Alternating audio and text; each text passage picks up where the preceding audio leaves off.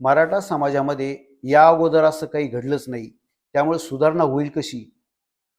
तुझा काय व्यवसाय, माझा काय व्यवसाय, तू काय विकतो, मी काय विकतो, फायदा कसा होतो, तोटा कसा होतो, पैसा कसा मिळवला पाहिजे, त्याच्यातून काय कसा वापर केला पाहिजे, हे सर्व अशी कधी चर्चा घडलीच नाही. ती चर्चा घडली नसल्यामुळं सुधारणा होतील कशा?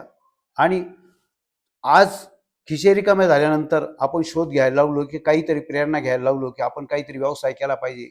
परंतु तोपर्यंत छोट्या-छोट्या व्यवसाय करून बाहेरील राज्यातील लोकांनी मोठमोठे व्यवसाय निर्माण केल्या. आज स्पर्धेमध्ये आम्ही टिकायची तयारीत नाहीये.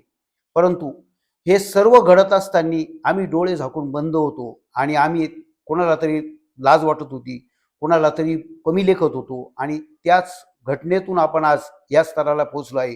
कोणी कर्ज देत नाही, कोणी उभं करत नाही. मग आम्ही ठरवलंय, की व्यवसाय करायचा आहे, पण तो करणार कसा? त्यासाठी आता आपल्यासमोर काहीही पर्याय नाही. मग मराठा समाजाचं चिंतनातून चिंतामुक्तीकडे हे साहित्य खास मराठ्यांच्या मुलासाठी हे तयार केलेलं साहित्य आहे.